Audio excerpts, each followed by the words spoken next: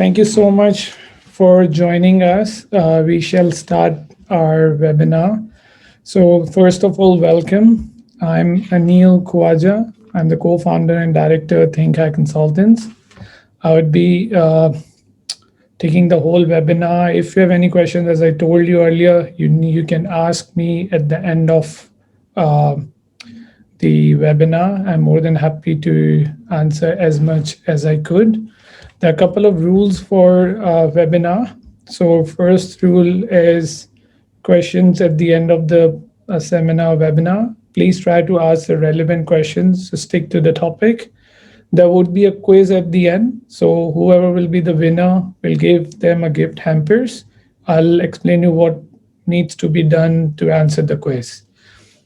Alrighty, so let's get to the so there, as you all know, there are three main types of visas which you normally have seen. First is called the temporary visas, permanent visas, and bridging visas. So the temporary visas are those which a person comes to Australia on a temporary basis. They may have an opportunity to apply for a permanent visa, but there are very limited chances for that. Permanent visas are those which are especially the general skill migration, or a person who has came on an employer sponsorship visa or a business visa. These type of visas are the permanent visas. And the third ones, which are the most interesting ones, are the bridging visas. So say if you are on a bridging visa, then probably you must either be on A or B, because C, D, E, the remaining three visas, the bridging visas are pretty, it's a no-go area. So we don't prefer the person to go into E because there is no way to come back to B or A. So technically E is the most dangerous visa, which we normally try to find a way out. So at least whoever the applicant is not able to get that bridging visa E. All right, so as we spoke, so Australian visa programs. So if the general skill migration has three subclasses, 189, 190, and 191. So if you can see, there is a new subclass called 191. It's pretty much the same like 887. So those who have been on 491 from 2022, you would be able to apply for 191, not 887. So 887 would be void and 191 would be in place. The second subclass, which everybody knows, student visa program, quite common these days. And as you know, most of the subcontinent, or maybe all around the world, they come on a student visa program in order to go for the temporary visa and then permanent pathway. So today our webinar is based on those who are on a student visa or those who are recent graduates wanted to have a PR pathway down the line. The third employee migration program, everybody knows about 482, TSS 494, and 186. 494 is a new visa which has replaced 187. That's called the Regional Skill Migration Program. So now you will be able to apply for 494, not 187. There are some more requirements they have added into 494, which makes this visa a bit tougher to apply. We will discuss this one in our coming slides. Family program partner visas, they're 309, 800, so 801. So these all are the partner visas you normally apply if you are a permanent resident and you want your partner to be in Australia, or you're married in Australia, then obviously you'll be applying for your partner visa in order to make sure that they are all here. Now, the last one is the investor and business program subclass. So it's mainly for all those who are on been doing a business for last couple of years, especially in terms of, if you can see, lots of business visas are coming in lots of states. They are trying to open that one because Australia needs businessmen to come down, run businesses, pay taxes. So these are the visas which generally the Australian government really highly preferred. but there is a very strong requirement for these ones, very tough requirements. You must be at least have 4 to 5 years of good business skills. You must have at least a turnover more than 1.5 million, and then their assets needs to be Australian 800,000 plus. So there are lots of things to be done on a business program, and then you need to have a nomination from the state as well. So it's a very tough visa to go for, but obviously we won't be discussing this one in detail here. We'll be more focusing on what are the options you have it towards a state sponsorship as a recent graduate, or if you're still studying and you need to know the pathway. So we'll be discussing more on this one. All right, so there are a couple of myths, probably rumors or myths you can say. First is it's impossible to apply for 485 visa if you're studying a VET course. So that is not true. Even though if you have studied VET course, you can always apply for 485 graduate stream. Uh, Let me explain you in detail. There are two streams for 485. That's normally we call temporary visas or temporary residency visa. So 485 has a graduate stream and post-study work right stream. So post-study work right streams, obviously everybody recently, those who are recent graduates, but minimum they have done bachelor's or master's can apply for 485 post-study work right stream. But those who have came for prior to 4th November 2011, they are able to apply for 485 graduate visa. Or those who have studied only diplomas here, but they have a skill assessment which is under the skill occupation list. I'll give you a classic example of one of my client. Uh, Client name is I'll be calling him client A. So client A has got a bachelor's of telecommunication from Brazil. He got a skill assessment as a telecom network engineer.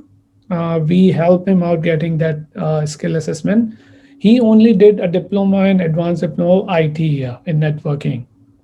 He was eligible to apply for 485 based on the 2 year study, and he got the skill assessment from his previous studies like overseas study. So there are chances where you can fit in for 485. So it's not always about doing the bachelor's or master's, but you need to speak to your registered migration agent in order to help you out achieving the certain visas.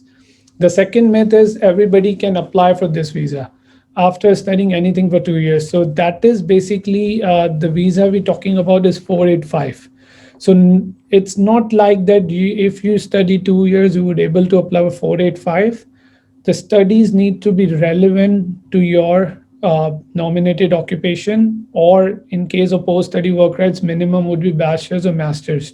So say if you have done a two diplomas like diploma project management, advanced diploma project management, but you don't have a skill assessment that is relevant to or fall under the skill occupation list, then you cannot apply. So it's not like that always that you study 2 years you would able to apply. That's not true. The visa lasts for 2 years, so that's another myth which is not true. Now since the TR is up to 4 years, and there is another extension of another 2 years as well, so lots of master of research or PhD students get the TR for 4 years as well, so it's not always 2 years. The last myth, which is the government must let me apply for permanent visa afterwards. So lots of people who came on a student visa, they have they always allegate to the government that since we have done studies, we have spent a lot of money, the government should give us an opportunity to apply for permanent residency. But to be very honest, the GT criteria, the genuine temporary entrant criteria, that is set just because government have not promised anything to you. So Department of Home Affairs is not liable to give you the permanent visa. It's the requirements you need to meet, and if you meet the requirement, then only you would be able to apply for permanent visas.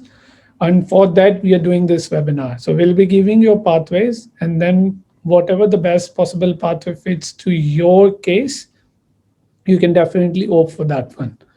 So let's go to the next slide. So this is a flow chart for the common options for so for the recent graduates or those who are already graduated in Australia. Obviously, from the student pathway, you can apply for a graduate visa 485. or you can go with a training visa that's called 407, or recently there are lots of people who are applying for 408 as well.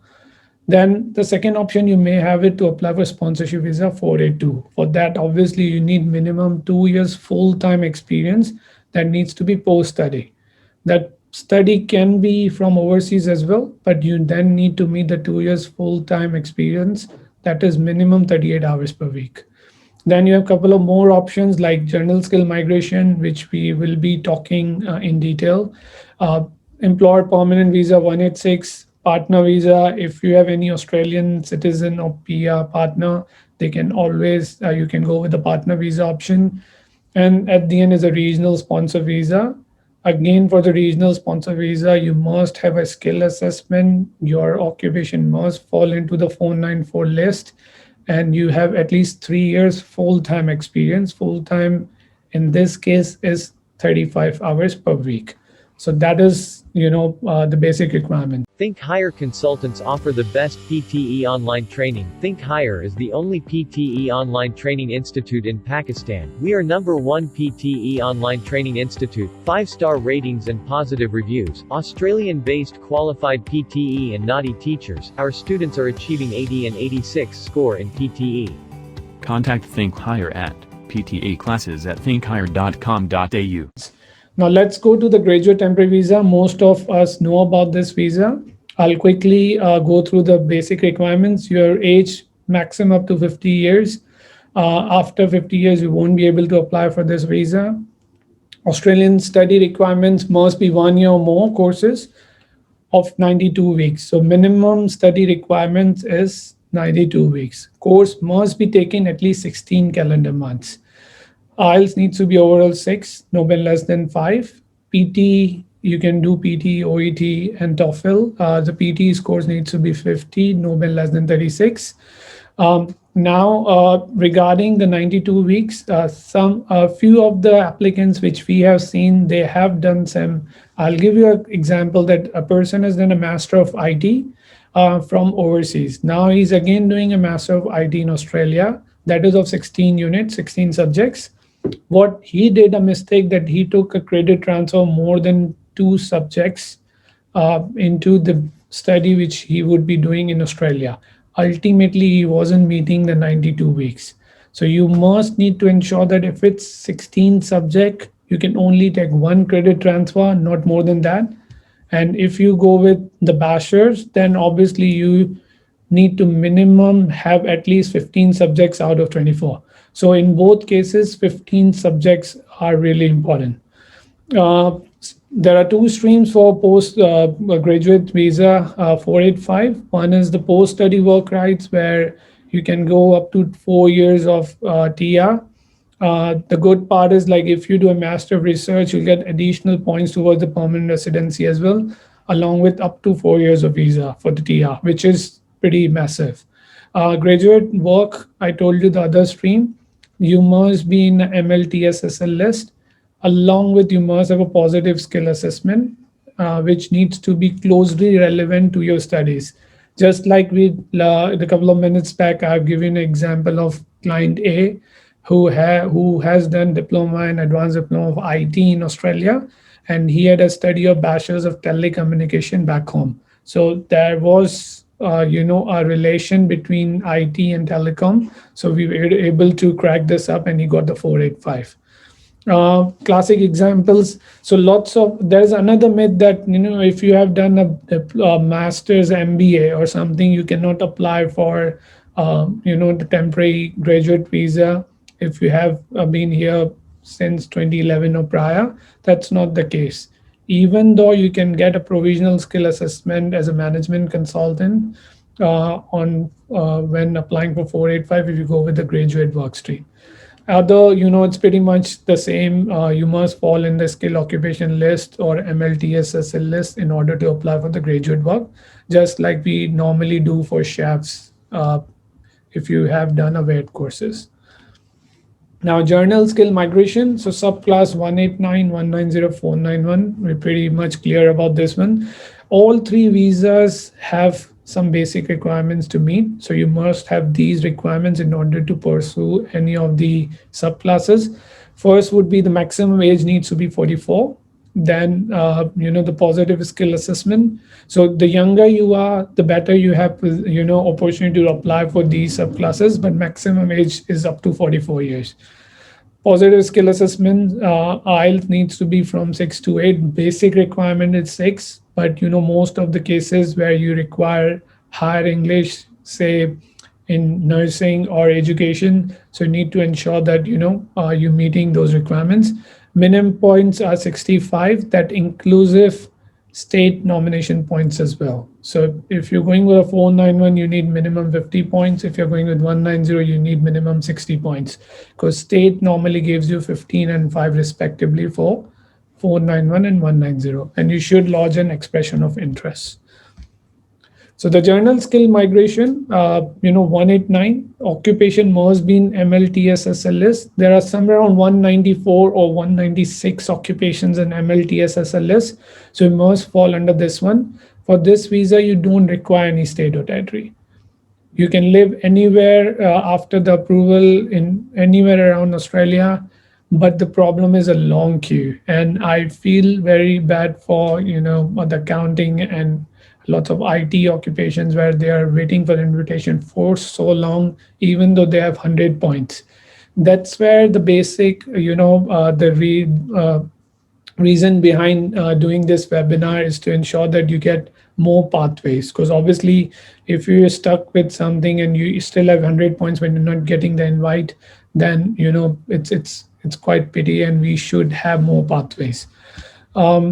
Let's go with the most important, most interesting subclasses, 190-491, that require state nomination. So we'll be discussing on each state in detail, so you have an idea what needs to be done in order to meet the state requirement.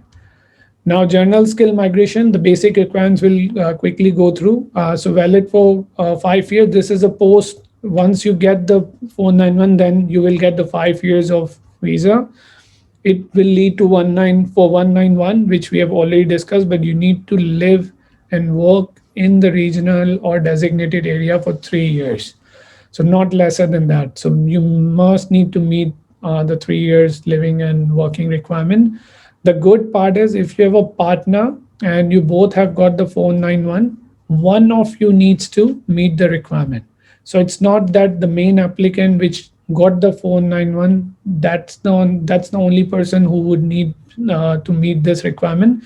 Either of you can do it. So if you have a partner, and say if your partner got a job in a regional in a designated area, then one of you needs to meet that requirement. Minimum salary threshold per year would be 53,900 plus super. So that is gross. So that's inclusive tax. So you must need to have, at least have to earn this much amount after. So this is a post grant requirements. 2 to 3 jobs are acceptable, or even more. Only needs that you must be putting up, whenever you're lodging the tax, it needs to be 53,900 gross, no matter how many resources you use to earn this money. Occupation can be on MLTSSL list, STSL. So they, whenever the state or territory list publish their 491 list, they, normally sees these 3 lists, and it should be coming from these 3 lists. I'll give you one example which will clear on this point. We have one client who is a pharmacy assistant. Now, unfortunately, pharmacy assistant doesn't fall under the MLTSSL list, not in STSO list, and even not in regional occupation list. So unfortunately, even though she's a pharmacy assistant, she cannot apply for any state sponsorship. So that we need to see. Their whole list, a big list, so we don't need to worry about, but sometimes there are a few complex cases where there is no opportunity to apply for general skill migration. And as we spoke last time, nomination needs to be by state or territory. Now, NT state sponsorship and options. So we'll first start with NT and then we'll move further to other states. So NT 19049. So let's start with 190. So first requirement is to completion of at least study, and you must be if you're studying in anywhere in other state, you must need to live in NT for 6 months if you want to go with 190. NT, the other requirement is that you must be studying for 2 years. So, the NT requirement for the 190 is only for study. They don't have the work stream. So you must be studying and staying in NT in order to apply for 190. It's not like that you have studied in NT and then you move to some other state. They will not be consider you. Uh, you must be on a graduate visa. For instance, XYZ person have completed his 2 year study. Now he's planning to apply for 190. He must need to apply for 485 in order to show the entity that he or she is, you know, uh, planning to stay in NT, and during the 4.8 visa time they are applying for 190. Because generally what happened, as soon as you apply for graduate visa you move to some bigger cities which NT don't prefer. So stay in NT. Generally we ask them if they have a full work rights or a visa where you can stay in NT, stay for another 6 months on your TR 485 in order to apply. There are some exceptions where you can apply earlier that we'll discuss in your course. Now the third is the training visa. So if you have an opportunity to apply for training visa, should go with 407 or sponsorship visa 482 before you apply for 190. So NT also see your perspectives towards more options before they give you 190, because those who are on a 482 they get a priority, or streamline applications, because 482 is in highly demand. So rather than you directly apply for 190, try for 482. If you meet the requirement, you have sponsor who can sponsor you. Some tips for phone 190: you may qualify for graduate visa and don't know, not for higher education only. So the tip is, like, you must, as I told you, you need to apply for a graduate visa. Don't wait that you have at least 3 to 4 months left in your student visa. You should try for 190. Don't do that. Generally they push you to then get 491, which we don't want. So if you're eyeing for 190, apply for 485, and then after a couple of months, you should apply for 190. While you're studying, try to find a work, as I told you. So pretty much the same tips which I've already done at the top. And obviously if you fail to meet those requirements, NT will push you to go with a 491 nomination, which is even not bad. But try not to make mistakes lodging an application, or don't hurry up lodging a 190 application. Now for 491, obviously the completion of studies is minimum 2 years for the study stream. Note that you can nest one or two courses. So say if you're doing a diploma in advanced diploma project management from one of the NT institutes, still you would be able to apply. Your occupation, the skill assessment occupation, needs to be in an NT list. So say if you're an accountant, you must need to check the NT list that your occupation is in the NT list. NT has a very vast list, somewhere around 400 to 500 occupations. So most of the occupations are there in the list. But you, for the safer side, always double check it. Skill assessment: you must have a full skill assessment. Partial skill assessment won't be counted. Score of 65 points in the point testing. So you must have at least 65 points. That is inclusive state points. So minimum you require 50, and state will give you 15 more points. That should be coming on your expression of interest when you're lodging the EOI. The point testing table normally you can download. So you need to ensure that you have minimum 65 points, including the state points. Some occupation require higher English, as I told you. Nursing or teachers, they require higher English for the licensing. So you ensure that you meet the English requirements before lodging a skill assessment, and ultimately the state sponsorship. So the strategies would be, if you have a visa expiring 3 months or lesser, make sure you meet the current processing time, because they may take more time as well, and eventually we don't want you to be unlawful. But as I told you, don't wait that much, but make sure that you have ample time to apply for 491. Processing, assessment, dealing with application law during the program suspension. So make sure you keep an eye on the program, because sometimes the ND do stop giving the nomination straight away, which happened last year during the COVID time. They stopped the nominations and they restarted in Jan 2021. So you need to make sure that you keep an eye on the news. Try to lodge your 491 as early as possible. Don't delay, or don't try to oversmart the state, but make sure that you meet all the requirements. It's not that, if you're not meeting the requirements, just straight away lodge the application. That may also get the application refused. So make sure you don't do that one. For that, obviously speak to your migration agent. They are the best person to guide you through. There are no guarantees for the nomination. We have lots of cases where couple of rejections has been done from the NT because they were not meeting the requirement. They came to us. We lodged an application with 100% compliant application, and they got it. So nomination guarantees are not there, even though if you have studied 2 years. If you don't show them a good career plan or a commitment to NT, ultimately they may reject your application. So make sure you meeting all the requirements. One of the classic example of the refusal is that if you have a partner, make sure you and your partner both are in Northern Territory. It's not like that you working and studying in NT and your partner is working somewhere in Victoria. That will that will be it's going to be the straight refusal if they found that out. Generally they would, because your partner would have no further documentation. So make sure that you don't go with such mistakes. Nomination requirements for both 190491, you must be onshore. So they're not taking any offshore applications. Make sure you're onshore and living in NT. Interstate applications will be accepted, but there are some exceptions. There are few occupations where they are accepting applications, especially nurses. But there should be a reason that why you are interstate. But there are very less occupations.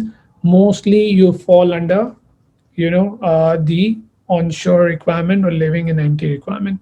All applications or all occupation must demonstrate that they try continuously find an employment. As I told you earlier, you must have a good career plan.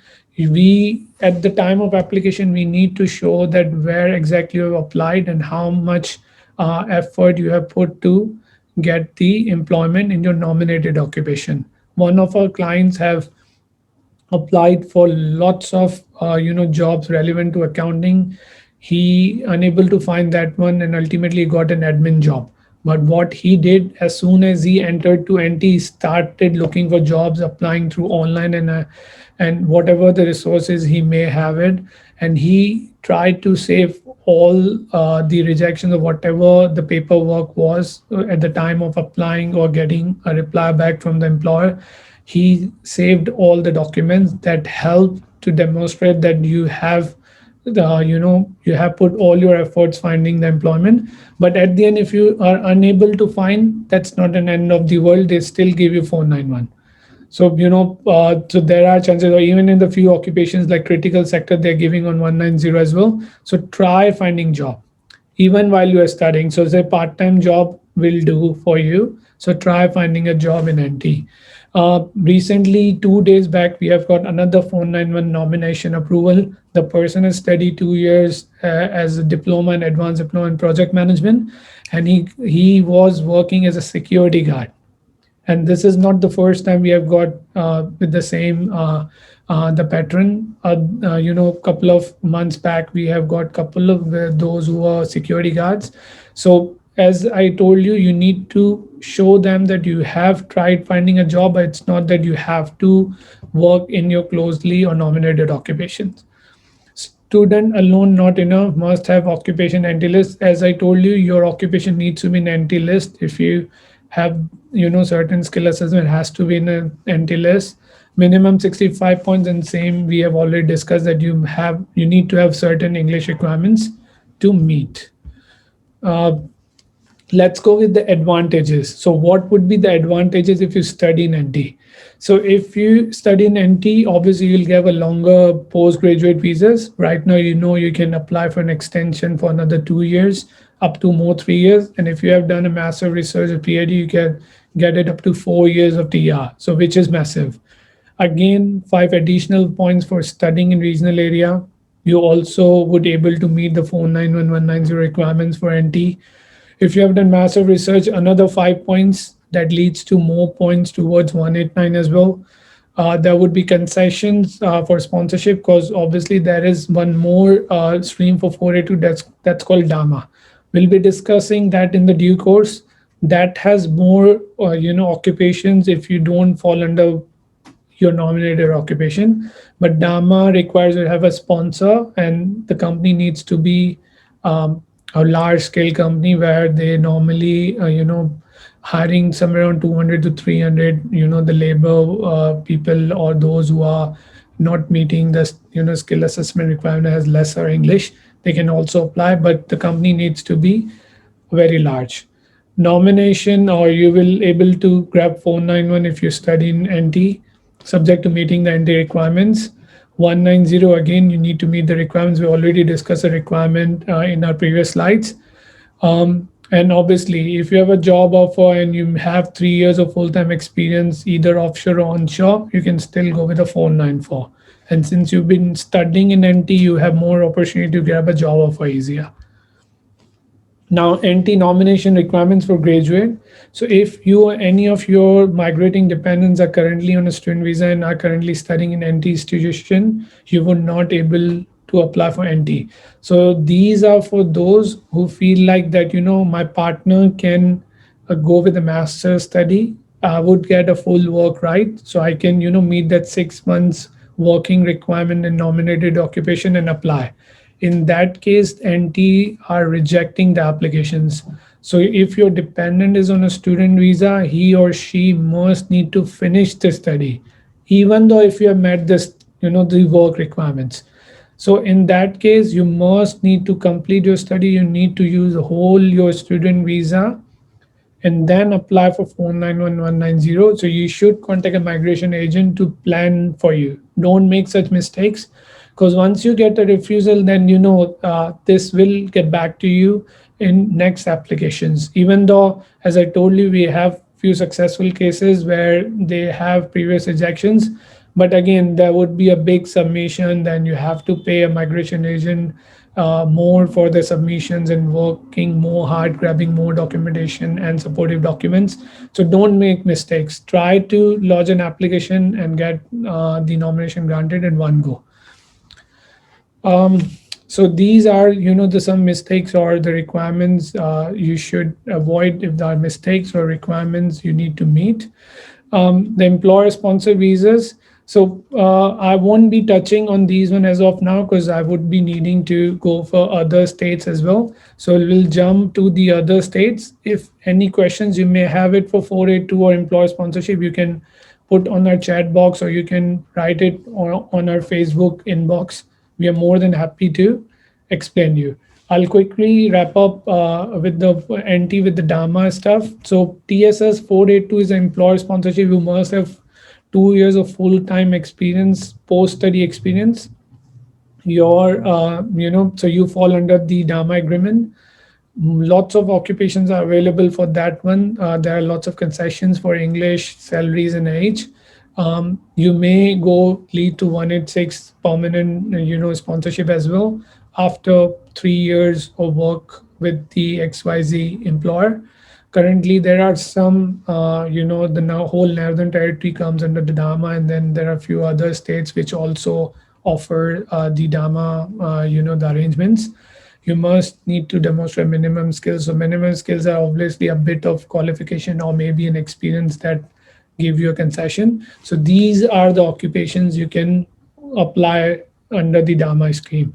So you can see lots of them are, the labor or, the low priority occupations. So that is all barrister, beauty therapist, bookkeeper, and the list goes on. So there's a big list out there. Now we will be going to the state sponsorship options for South Australia. Very hot topic. Lots of people who are in Victoria and Sydney are also looking for South Australia. Let's go with their requirements. So if you go with the South Australia requirement, if you're going with the study requirement, because here we are talking about those who would be graduating or have intended to apply for a study visa or are studying in South Australia. Your minimum study requirement needs to be 46 weeks. Quick or score. Minimum 50% of your qualification needs to be completed in South Australia. So say if you have 2 years course, you can finish 1 year in Victoria, but you have to move to South Australia, finish the another 50% with credit transfer, getting it to the South Australia education provider or universities. You must have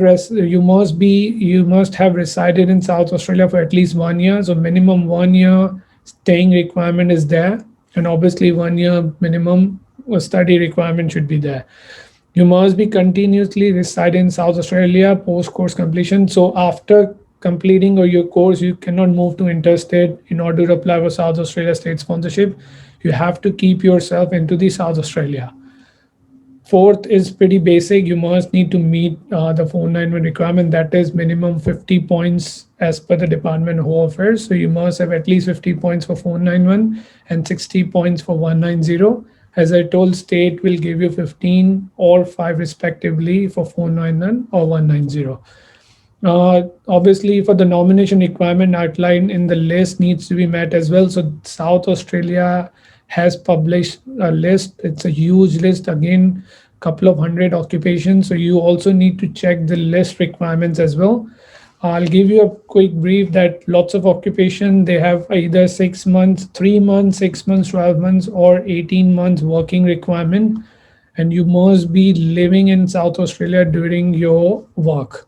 So you cannot outback to Sydney to South Australia or maybe nearby, the places which is under which are interstate.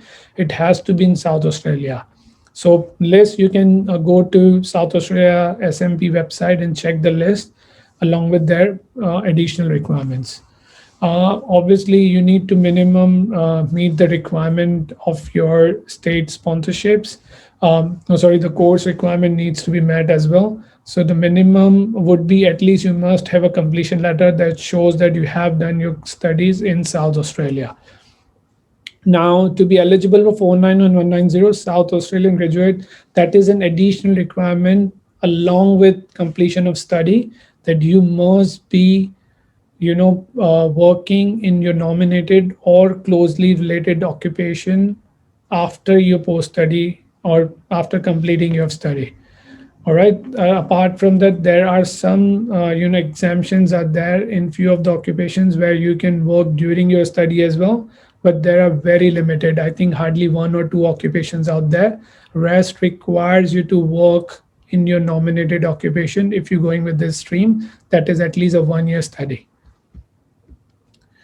So if you go with so how are you going to know that your occupation or whatever you're working is closely relevant to your nominated occupation? So if you can go to your occupation and score, for instance, accountant. So accountant is 22111. So first 2 digits. So if you have an occupation which you working have the similar first 2 digits like 22, that is means that you are working in a closely relevant or slight relevant to your nominated occupation. So the South Australia can accept your work experience once you go with the state sponsorship requirements to meet. So that is the first 2 digits are really important. For instance, there are some exemptions where or the waiver where, say, if you are a registered nurse but you're not able to find a registered nurse job, you can still do a disability support worker and aged care worker in order to meet the requirements. So there are few occupations where you get the waiver. We'll be discussing in detail about the work waiver in due course. So if you have done a research work, Obviously, during the PhD or Master of Research, that will not be accepted towards a skilled work experience. So it has to be post study. So technically, during the PhD, if you're getting, even you've been paid or you're getting a stipend, you should not be considered that you're meeting the state requirement. You need to ensure that you have a post study work experience. The good part is 20 hours per week or 40 hours per week, fortnight is acceptable.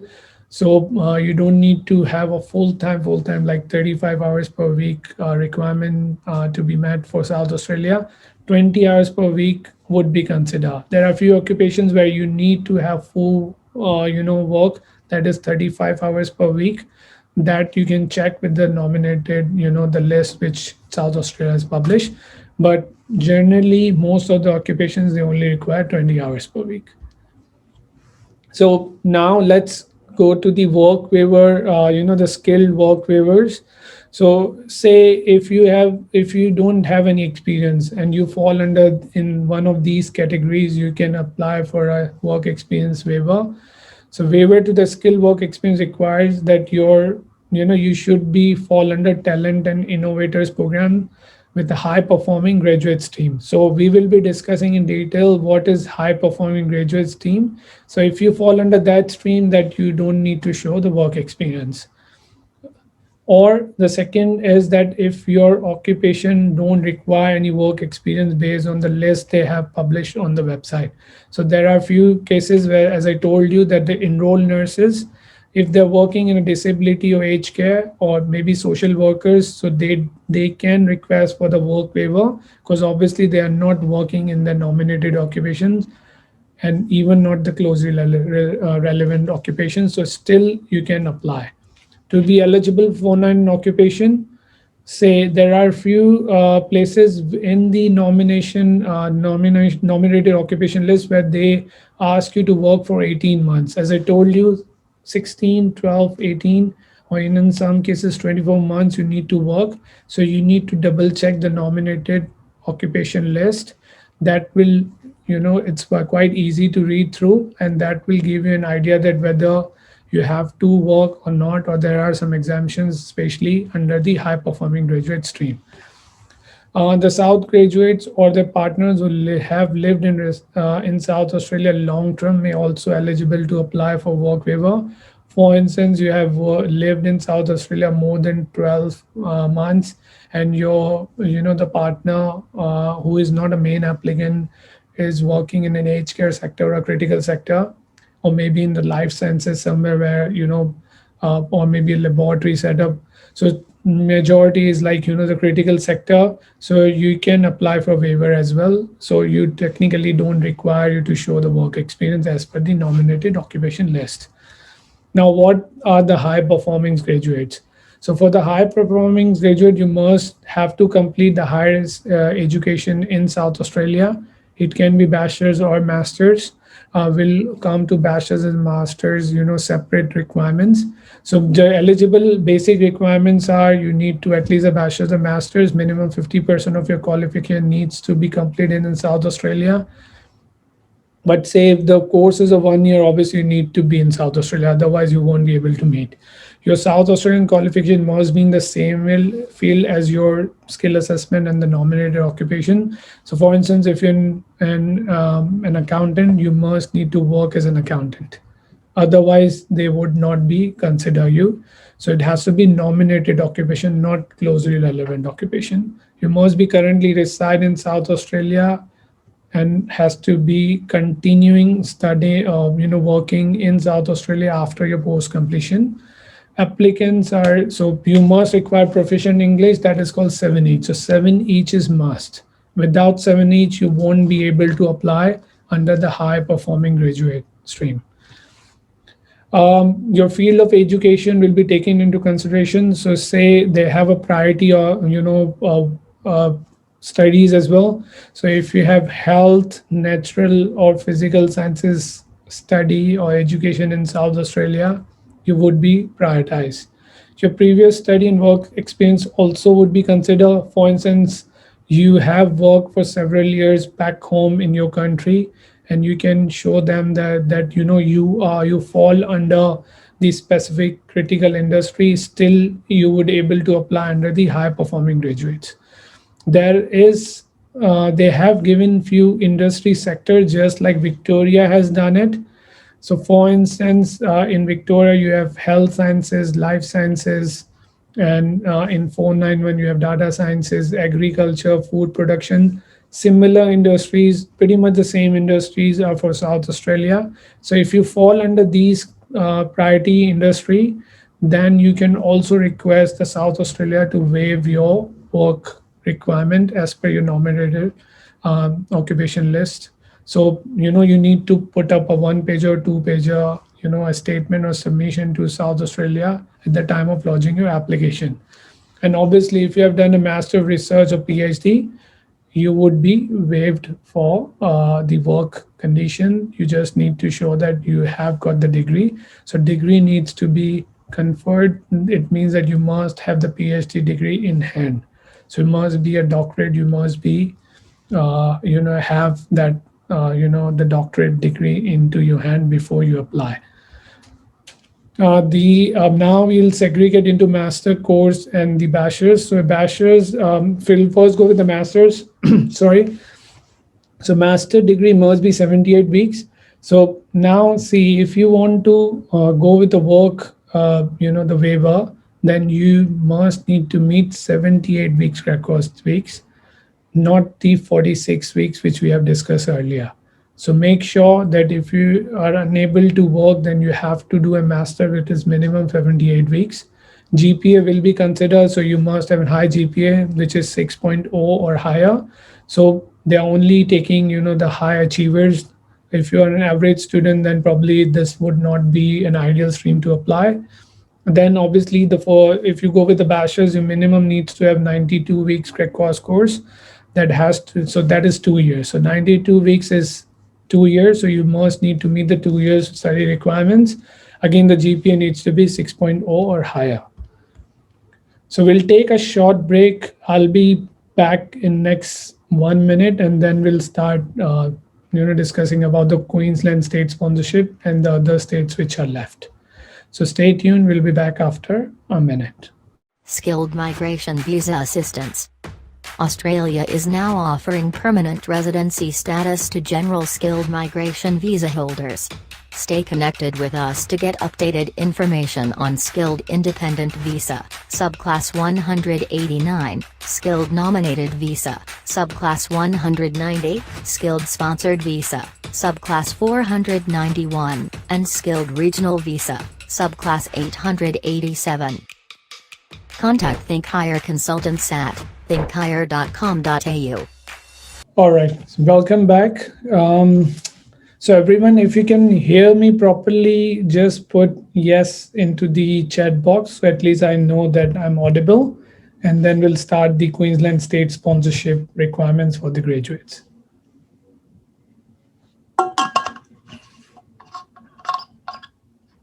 All right, thank you so much, guys. So let's start with the Queensland state sponsorship requirements. So if you can see here, the Queensland have two streams, 491 and 190. The unfortunate part is that they are only accepting onshore applications. So you need to ensure that you are onshore. Offshore, they are not considering.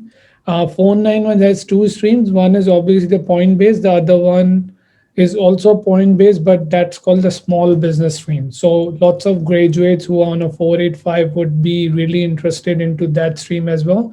We will be discussing that in the due course as well. So first, obviously, the onshore applicants, the 491 is only applicable to those who are working in critical sector or the sectors outlined by Department of Home Affairs.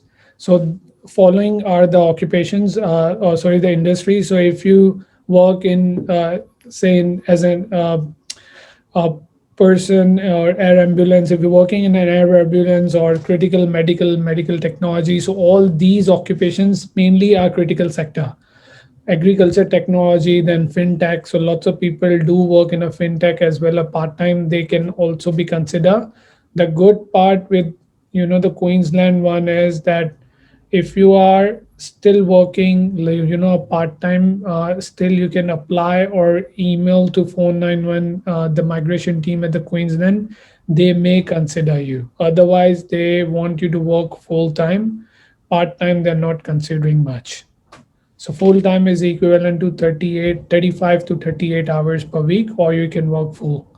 So these are all the industries where they're taking the application regardless of what your skill occupation assessment is. So for instance, if you're an accountant, but say if you're working in an engineering firm as a mechanist, still you can apply, but you need to ensure that you put up submission where you can show that your industry is a part of the critical sector.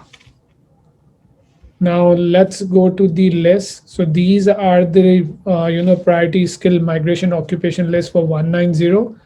The requirement is again you must need to be working 6 months, and then you must have an additional job offer for 12 months. So technically your job needs to be ongoing. Secondly, you must have at least 80 points. That's inclusive the state points as well. So you must have at least 75 points, so state can give you additional 5 points, so it would be 80. If you have 80 or more, then they will definitely give you more priority, but it's not the end of the world. Still, if you're lesser points and you feel like you fall under these categories, uh, if you can see at the bottom of the screen, I have put all the 17 occupations out there. If you fall under this one, you are in Queensland, you have met the 6 months working requirement, and you still have a contract ongoing, you can apply for 190. 190 can only be applied through EOI, so there is no separate application for that. Whereas for the 491, you need to email Queensland after lodging the EOI. So if once they see all your documentation and everything, they would be inviting you to the skill select. We have got the 2 months back, within that 2 months time, last 2 months time, since Jan till date, when they open up the round, we have got 7 to 8 the nomination approvals. Two of them were nurses, one was engineer, and two were the mechanical engineer. So you can see uh, there are lots of scope, even though if you feel like these 17 priority occupations you don't fall under these ones, still we can apply. It's never like that they can't consider you, but if you under this 17 occupation, then they will be more chances to get the 190. The other important information on this one is that there are invitation rounds, or there are application rounds. So for instance, for the January, for the Fab round, they have opened up for 1 to 7 Fab. So those who have applied for EOI and the application during that week, they are only to be considered, not prior or not after to those dates. So you need to ensure that the next round would be in April. If you met one of the subclasses, you should wait until April. As soon as the invitation rounds are open, lodge your EOI and send an application to Tasmanian Queensland State Migration Plan. Sorry, not Tasmanian, Queensland State Migration Plan. Now let's come to the important stream which we told, the small business operator stream. So it will lead you to 5 years visa, as we know that all 491 leads you to 5 years visa. Your occupation needs to be your business needs to be in these eligible regions. So the regional postcodes are here. If you want to copy, you can copy this one. Only these regional postcodes are acceptable for Queensland 491. If you apply in Brisbane, they won't be accepting your small business operator, this stream. Now the requirements are, so there is an HA legislative instrument. So this is a big list. So most probably all the occupation fall under, there are 600 occupation under this list. So most probably all of you must be meeting the list requirement. The other requirement is that at least you have some business experience. If you don't have it, you need to run a business for another 6 months. That will make you eligible to apply for 491, because they they want at least to have 6 months of experience. So some of the business, if you are new entrepreneur or businessman, you don't have any back experience, still you can buy a business and try for this one. They are not very particular about having the prior 6 months or 8 month experience, even though they have put in the policy, but they're flexible in a sense if you operate the business in a good manner. You must have a full working rights. So say if you are on a if you're on a TR 485, you can apply, or you can be a dependent of a main applicant who is doing master research, then you can able to apply. But if you're studying and you have full work rights, you cannot apply. So the main applicant who have the study obligation cannot apply. Either you switch, you should have full work rights, but you cannot be a student in order to apply for small business stream. The business needs to be 100K the value. This is minus the stock or the products you have it. So say if you buy a business, the value needs to be 100K. The stocks or the existing the furniture or any assets and the business assets out there, they are not countable. So make sure that the service agreement or the sale agreement you have signed or purchased needs to have a 100K value plus whatever the stock values are.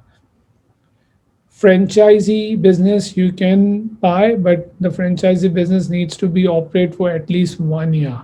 So for instance, if you're buying a subway, you need to ensure that the subway is operating in regional Queensland. So it's not like that the XYZ subway company has been running for like so many years now. So I buy a new franchisee, starting a new franchisee in XYZ regional Queensland, it won't be counted. That franchisee or the franchise itself needs to be operating in that regional area or in that designated area for minimum 1 month, and then you can purchase that franchisee. All right, the 100% ownership needs to be there. So you cannot have the partnership or joint ventures. You should have 100% ownership. Lots of people have asked me what needs to be a structure. You can have your own ABN to buy as well, so you don't need to run a company. But ideally, what the accounting practices are, you make a ABN and ACN of a company and you buy under the company being yourself as a director.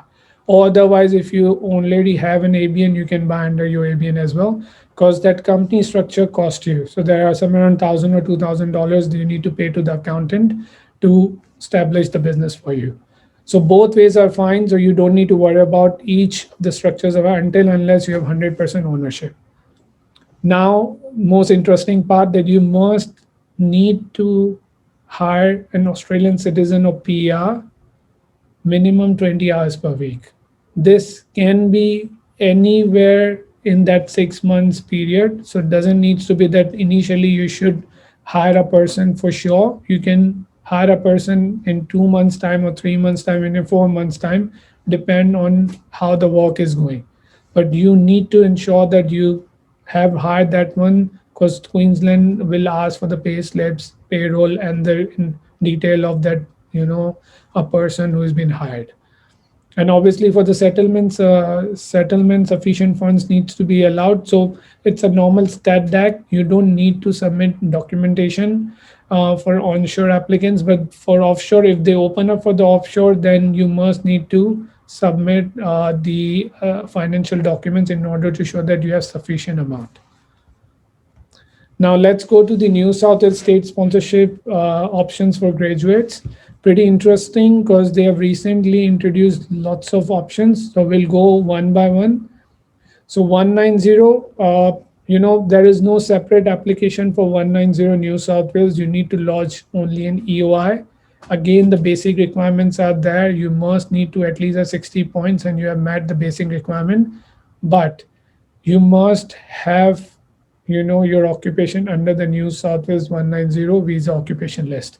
So there are somewhere around, I think, 40 occupations out there. You need to ensure that you fall under those 40 occupations in order to have a chance that New South Wales may invite you through the EOI. So there is no time frame, there is no separate application you can track. You just need to put a EOI and hope and pray that they invite you. So these are the occupations. So you can note down or take a snapshot, whatever you feel comfortable, because there are lots of occupations. These 40 or 41 occupations uh, can be considered for 190. Most of them are nurses, engineers, IT professionals, and few of them are civil engineering technicians. Also, pretty much the critical sector list they have introduced. So if you fall under this one, contact us. We are more than happy to lodge your EOI, and then we can take it from there. Now, New South Wales 491. So 491 New South Wales has three streams: stream 1, 2, 3. Again, no region is offering for offshore, so only onshore applicants can be considered and can apply. So don't waste your time, effort, and money into lodging an application if you're offshore. Just wait for a couple of more months. What we have heard or what we have got the information from inside that department will allow the offshore applications in next 3-4 months, as soon as the COVID vaccination rollout been done. That will take a couple of months, but then once things would be stable, they will definitely allow to lodge applications from offshore. Now, stream 1, you must be living and working in regional New South Wales. So make sure you are in New South Wales. Don't go to any other state to apply, because ultimately you would be ineligible then. Must have a valid skill assessment under the occupation for 491 list. So you need to note that the 491 has a different list. So make sure that you also go through the 491 list as well. I showed you the 1901 list, but there is another 491 list as well. Every state has published, every New South Wales region has published their own list. So it's better to always go to their specific website and check the list, because sometimes a generic list which New South Wales state migration plan main website have published, sometimes it's obsolete or outdated. So just I'm giving you a tip that just go through each website and check the list accordingly. You have been living in designated regional area New South Wales for 12 months. That's the minimum requirement, and you must be working in your nominated or occupation which falls under the list as well. Now the second stream is, this is most the relevant to the graduates. If you're living and studying in New South Wales, then you are eligible to apply for the 491. You must have lived and studied 24 months in New South Wales. Your occupation or the education and skill assessment needs to be in that 491 list. So if you studying anything, it won't count. You must have the skill assessment as per the 491 list is. So say if you are studying in Wollongong, which is under the Orana, but say your occupation comes into the northern inland or far south coast, still you can apply. So any designated area in New South Wales, you are eligible to apply as far as your occupation is in the list. Again, I told you, you must need to complete your study in New South Wales, and you should not leave. So make sure you are in a New South Wales and specifically in designated regional area, not in main CBD, Sydney CBDs or surrounding suburbs.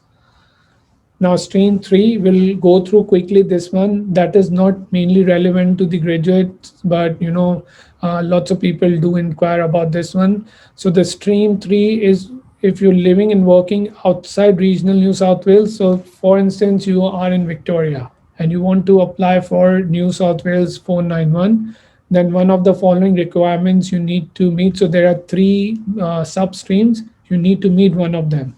First is a job offer. So you must have a job offer for at least 12 months in a designated regional area, and your occupation needs to be in that occupation list. So make sure you go through the list before you apply for this one, and you should have an employer who should be in the New South Wales. So they may ask for the documentation from the employer side in order to ensure that they're lawfully operating there. Second stream is that if you have worked in that nominated occupation list and you fall under that list, you must have at least 5 years of experience outside Australia, or say offshore applicants can apply, but at the moment they're not taking them.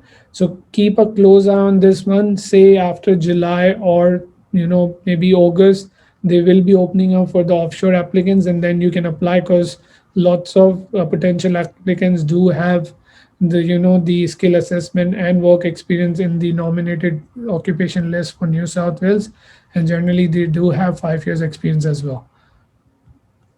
Stream 3 is for those who have families in New South Wales. Only first blood can sponsor you.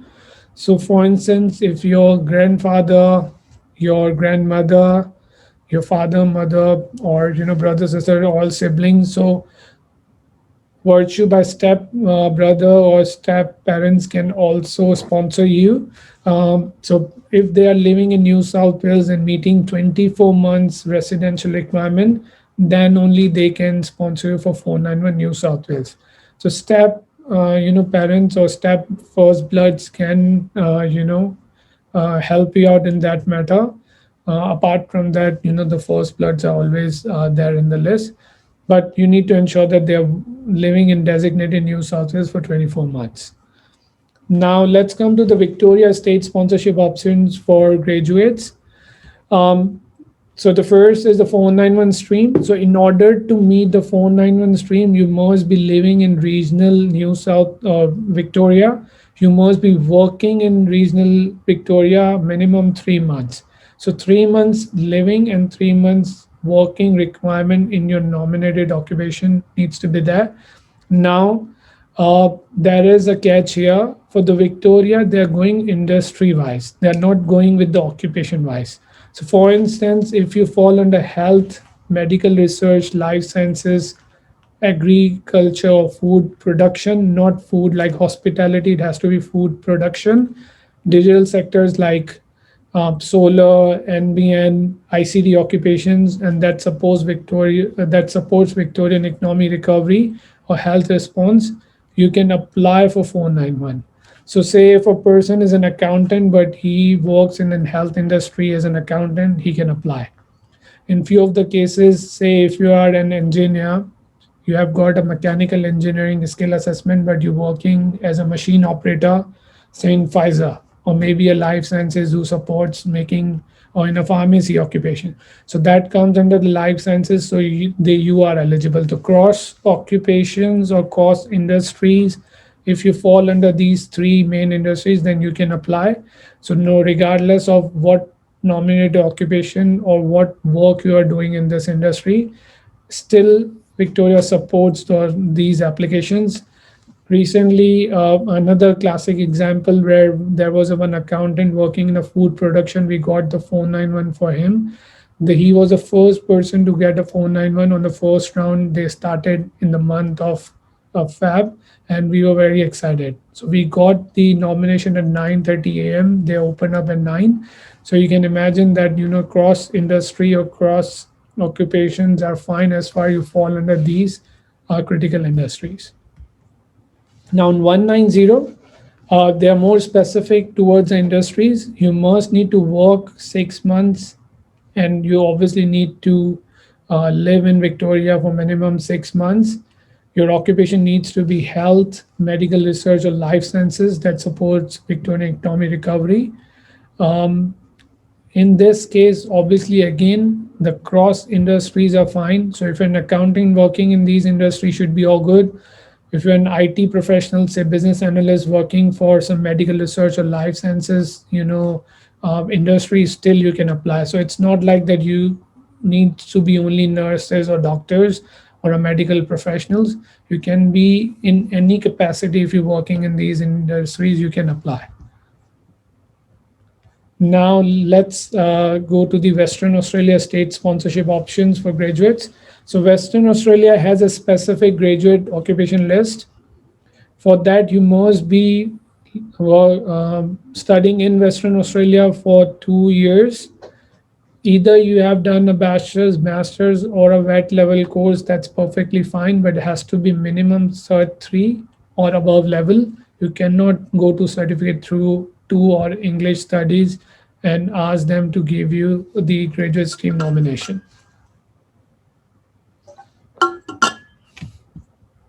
So the graduate stream requirements are, as I told you, you need to study 2 years in Western Australia. Minimum requirements for study is you must either go with a bachelor's study or master's. Certificate level courses are fine. I have put English language programs, but this English language programs I'm referring to EAP. For instance, you have done a master's, which is of 1.5 years, and you're not meeting the English requirement, and generally you know that you do a LE course or EAP program for a few weeks. So then you can merge that into completing it of 2 years. So that should be all good. But it's not that you have done two English courses of 1 year each and you're asking the Western Australia to go with the state sponsorship. They will not, accept your nomination application. So you need to ensure that at least you meet the basic requirements. Now, work and the work experience or the employment contract requirements. So you must need to at least work in your nominated occupation after your study. So it has to be post study for minimum 6 months, or you have a 6 months contract in your nominated occupation. So either you work or you have a contract in your nominated occupation that leads to meet the requirement under the graduate stream. So only study would not do. You must need to have at least experience requirement of minimum 6 months or a contract of 6 months. You must need to be an onshore Western Australia, a student, and you must be living in and working in Western Australia. So you should not switch your state. So interstates are not acceptable. Another important information that professional year placements or work placements which are part of your studies are not acceptable. Again, master of research or PhD, if you're doing a research and getting paid by the university or you have a stipend or something, then that is not countable towards the work experience. So it has to be post study. Obviously, it just completely waive off that you should be counting the research work or anything which is during the study is not acceptable because you require a post study experience. Now let's go to the Tasmania state sponsorship options for graduates. Tasmania has two streams. One is called the post 30th June, and the other one is the prior to 30th June. Prior has all the same conditions which everyone knows. So the old conditions are called the 30th June prior conditions. So minimum requirement, if you're going with the 491, you need to have minimum 40 weeks of study, that is 1 year. Your the course needs to be CRICOS approved. So obviously there is a list of the Tasmanian territory list on the CRICOS website. You need to double check that one. Minimum 1 year study, as I told you, you must be living in Tasmania for 1 year as well. You must be committed. Now Tasmania, a couple of days back, I was taking their webinars. They're pretty strict with the commitments. So you must have a very good commitment letter, and you must have a career plan, which we normally call CP. Career plan is very important. No matter you find a job or not, but your career plan needs to be very spot on. They don't want any stories like 5 pager career plan. It has to be 1 or 2 pager max, which shows that you have opportunity to get a job. So employment is must. Uh, if you find a closely relevant or a job that is leading to something substantial or shows a great ties, then you should make sure that you put that into the career plan. But specifically, they will be saying if you have found a job in your nominated occupation, because right now competition is so high in Tasmania that you have to be very serious with your applications. Otherwise, they're going to reject your application. If you commence the course after 30th June, then there is a catch. Basic requirements would be pretty much the same, that you need to have a good career plan. You must be living and studying in Tasmania for 1 year. But there they have put a certain industries or the development area where you should be studying. For instance, they have health sector, medical sector, infrastructure, COVID-19 recovery. So all the critical sectors similar to Victoria and Queensland, if you worked under those, studied on under those areas, then only they would able to, uh, you know, go for the 491 approval. Otherwise, they may reject your application. So make sure you study within those preferred, the industries. Do not go beyond that one. If you do, then you need to show that you have found a job. So say if you have done a diploma and advanced diploma business, so then you need to show that you have exceptional, skills, or you have found a job which is a business development or manager, or maybe you have bought a business. So that shows that you have a commitment and whatever you have studied that leads to something substantial in Tasmania. Again, if your partner is interstate, they would not be giving you 491 or 190. You should need to make sure that your partners are with you all the time while you're studying, because you need to show that you have met the living requirement as well. You have whole family ties in Tasmania rather than you're scattered with all over Australia. Now, another plus point, those who are stuck overseas, the good news for them that they can still take their studies in Tasmania, but if they need to apply for 491, they need to ensure that they should have a proof that they had, stayed in Tasmania for, 12 months or more, and they have lived in Tasmania, no matter if they've completed their studies from offshore while they are stuck due to COVID-19, but 12-month minimum staying requirement is there. If you have an exceptional case where you started studying and immediately you have to go to overseas to see your family or something bad happened, unfortunately, then you have a case you should need to put a submission, otherwise they won't be accepting it. So good news is that you can still study offshore, but on the other hand, you need to show the ties that you have lived in Tasmania and there was some exceptional circumstances where you have to move to overseas during the COVID time, and now you're not able to come back. Another thing is Section 48 bar. So if you have got a refusal on your student visa while you had a 485 and then you applied for student visa and ultimately you got a refusal, Section 48 bar, they are not accepting any application. They will reject your application. So do not accept it. All right. Now the last part is the new enrollment. So course commence outside Tasmania applicants who have commenced with the Tasmanian Institute but were unable to arrive in Tasmania due to COVID-19 restriction and commence their studies remotely while waiting for restrictions to be lifted will be eligible for consideration. As I told you, you need to show that you have a fair reason that you were studying outside. But then yet again they have put a condition that you should then meet 2 years of study, not 1 year. So ultimately, from either you go from that side or other side, they are trying to push you to study 2 years, just like Northern Territory. Now for 190, similar post and pre conditions. Basic requirements are you must have 2 years of study. Your study needs to be under the CRECOS registered territory institution in Tasmania list. So don't study in XYZ institute which are not under the CRECOS approved list. Then obviously you need to put up a career plan or show the commitment to pretty much the same thing. But 491 you need 1 year of study. For 190 is 2 years. Now for 190, the commencement after June, same, you need to study for 2 years, show the commitment, but your study needs to be in that specific, the priority list. That is called the priority industry training and workforce development area. So you must need to fall under this list. If you don't, then unfortunately they will push you for 491. So make sure whatever the study you're taking in, it has to be as per the priority list of Tasmania.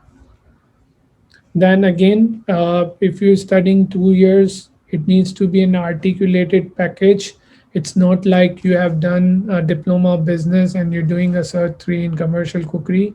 That will not lead to any 190. If you're going with a chef occupation or something which is under the development area, you must need to ensure that you study with the package coach which is relevant. So the whole package, let's say 3 4 diploma, for instance, for community services. So you can take aged care, individual support leading to diploma community services for 2 years.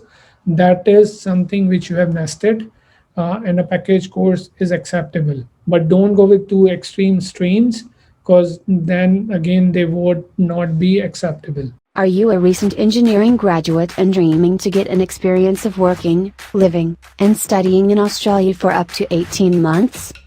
We are here to assist you in fulfilling your wish. We will guide you with your skilled recognized graduate visa, subclass 476, process. Contact Think Higher Consultants at thinkhigher.com.au. Now the quiz. So there are 4 questions I would be asking. If you have known these questions, answer of these questions, you need to put on our Facebook the event page where we have posted our event.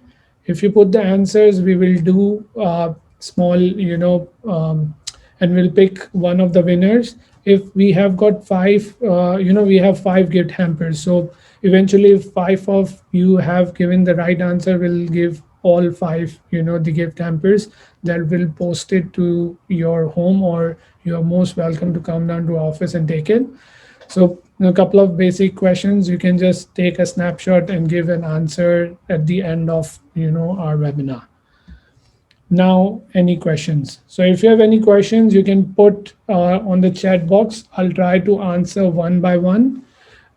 If you wanted to ask the question, I can unmute you as well, and you can put up a question verbally as well, but up to you. So whatever by means you wanted to, you can put in the chat box.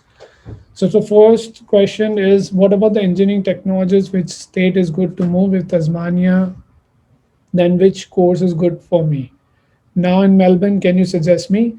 See, as an engineering technologist, if you have got a skill assessment in engineering technologies, I would suggest that Tasmania is good option if you're going with something which is under their development area as well. So for instance, if you're engineering technologist, take an engineering course in UTAS, or maybe you can, go with something like civil engineering draft person course or similar to that one in order to meet the 190 requirement, because that is in their priority list, the infrastructure. All right, so Louis asks that, Neil, one question. Once I'll get my 491 regional visa, how long should I need to stay in that area or then leave to or go to another regional area if you don't find the job related with my career? Secondly, is mandatory to work in the field or related area because I don't find the job position in my job field? All right, cool. So both questions answers are, if once you have a 491 in hand, then you can move to any designated or regional Australia. You don't need to be in that particular state. You can be in or everywhere which is regional and designated, Australia. So that is one thing. Secondly, you can do any job. So to earn 53,900, you don't need to be a nominated occupation. You can earn from any resources. You can drive Uber or whatever you want or meant to work, you can do it. Just you need to earn 53,900 plus super. That is the requirement, and it has to be for 3 years. What about the overseas physiotherapist skill assessment?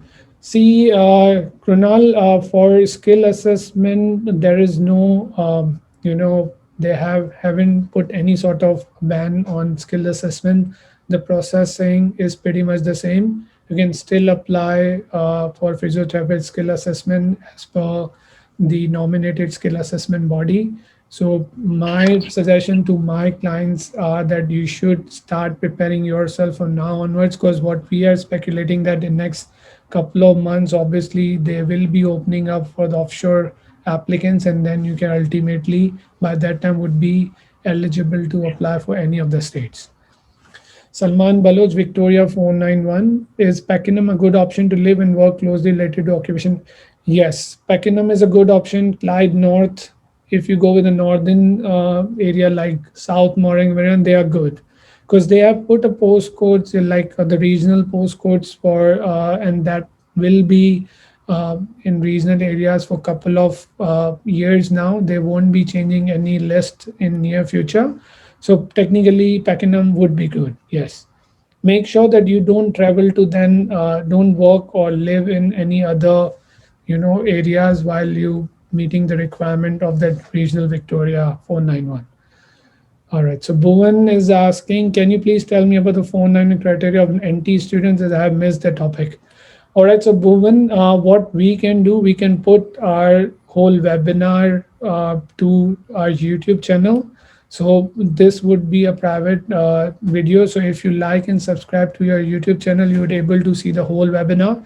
I'll quickly give the answer to your question because it's going to take some time to put it on the YouTube. So if you are an NT student, you must need to meet the 2 years study requirement in order to apply for 491.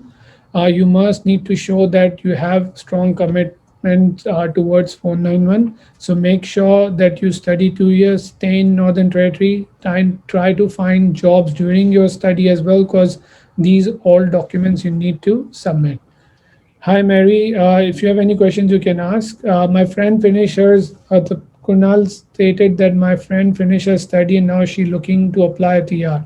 Can you suggest me the best way?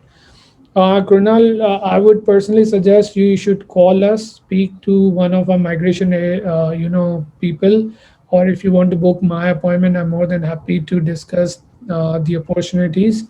TR would not be an issue, but then we can plan where you should go after the TR. For engineering, NEC is currently taking.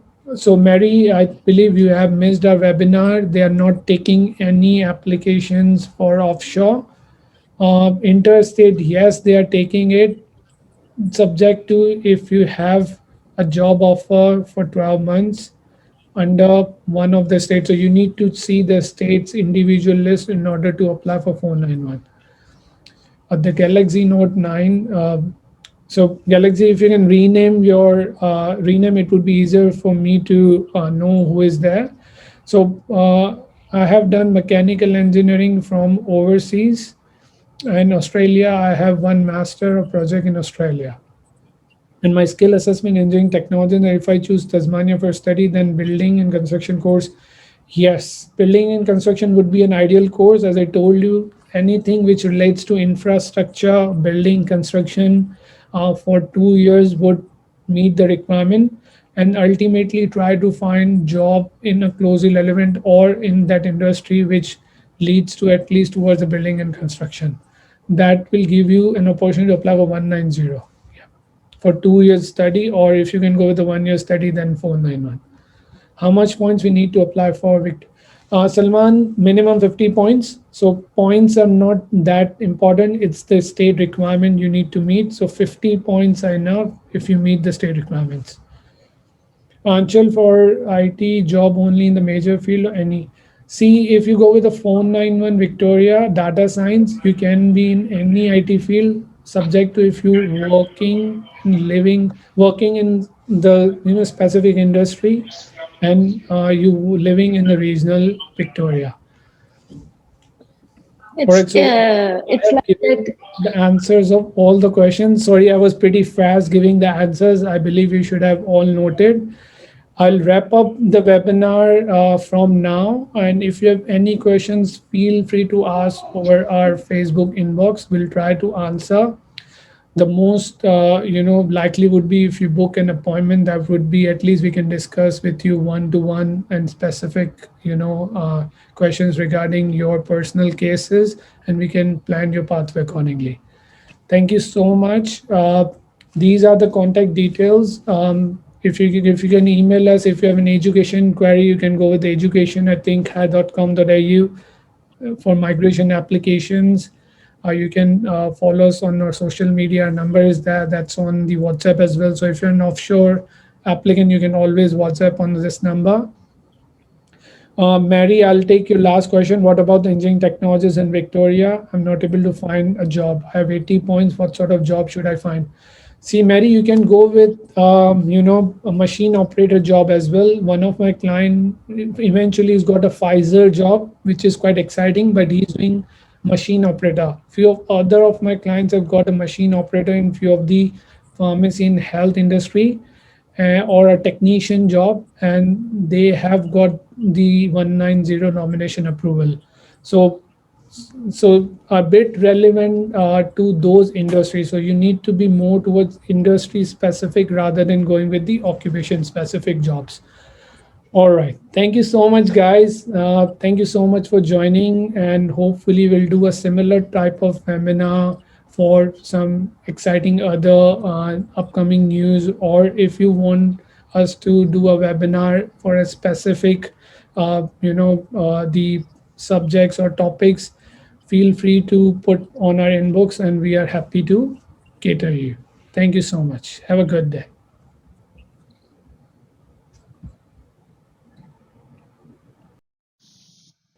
Think High Consultants. We are registered education and migration consultants, offer following services: student visas, admissions, change of course or provider, skilled migration visas, temporary activity visas, employer sponsored visas, partner visas, parent visas, health cover for all types of visas, visitor tourist visas, business visas, NATI CCL preparation classes, professional year programs, IELTS and PT classes, coaching programs for new education and migration agents, and many more. Contact Think Higher Consultants provide personalized and on-spot services leads to permanent visa pathways and Australian citizenship. Facebook/Think Higher Consultants. Twitter/Think Higher House. Instagram/Think Higher Consultants.